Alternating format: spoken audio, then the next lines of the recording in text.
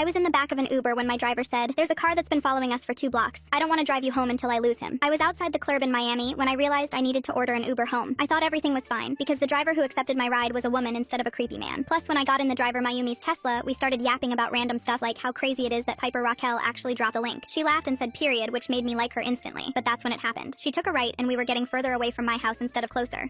Where are we going? Do you see the black BMW behind us? She cut me off. I turned around and she continued, "He's been following us for 2 blocks. I don't want to bring you home until I lose him. Don't worry, I've done this before." Oh my gosh, I whispered. I was so scared I could feel my coochie heartbeat. My hands were shaking. Mayumi stayed calm, and her voice was so relaxing it sounded like ASMR when she said, "It's okay. I'm gonna take some back streets and lose him. Just stay below the windows." I believed her. Why wouldn't I? She was a woman. She was protecting me. We turned down a narrow alley between 2 buildings, and I turned around to see if the black BMW was still following us. And when I saw that it wasn't, and that the coast was clear, I let out the biggest exhale of my life. Oh, thank goodness. I think we lost him. But Mayumi didn't slow down. She kept driving deeper into the alley. "I'm just making sure we actually did lose him," she said. Her voice was different now, less friendly. Something in my gut twisted, but I told myself I was being paranoid. She just saved me from a stalker. Why would I be scared of her? When she drove through the alley and we came out on the other side, my chest tightened with anxiety. There was nothing around. No clubs, no restaurants, no people. Just dark buildings with boarded up windows and streetlights that were either broken or flickering. "Where are we?" I asked. My voice came out shakier than I meant. "It's a shortcut," Mayumi said. She didn't look at me in the rearview mirror this time. I pulled out my phone to check the Uber app and my blood went cold. The app said the trip was completed, but we were still driving. Why would she end the ride if we weren't at my house yet? Unless she didn't want Uber tracking where she was actually taking me. I was about to text the police, but that's when my phone died. "You okay back there?" Mayumi asked. I looked up and caught her eyes in the rearview mirror. They weren't warm anymore. They were watching me, calculating. "I'm fine," I lied. "Just tired." She fake smiled like a flight attendant who hates the customers. I wanted to scream, but I couldn't, because now I was realizing the truth and it was making me sick to my stomach. There was never anyone following us. She made it up.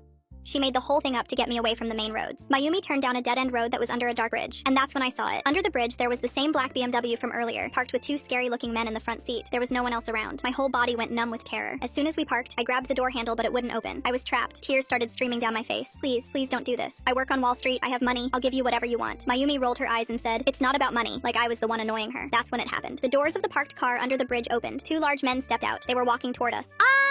I screamed. Bang, bang, bang. I banged on the windows with my fists, and that's when I heard it. "Hey, leave her alone! I already called the cops!" I looked up to see a homeless man walking towards us. He had his phone camera pointed right at Mayumi and the 2 men. "I got your faces on camera. The cops are on the way." Long story short, they're all in prison, and I gave the homeless man head as a thank you.